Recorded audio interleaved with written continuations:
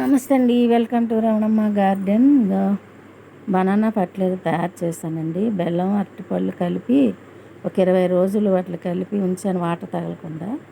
ఇదిగోండి ఇలా తయారైంది చూసారా. చక్కగా ఇగో వాటర్లో కొంచెం కలుపుతున్నాను. ఇదివరకు ఎలా తయారు చేయాలో కూడా చెప్పాను. తయారు చేసింది వాటర్లో కలుపుకొని ఇవ్వండి మొక్కలకి ఇద్దామని. దీనివల్ల పూత కాత బాగుంటుందండి. చక్కగా పూస్తాయి. పూత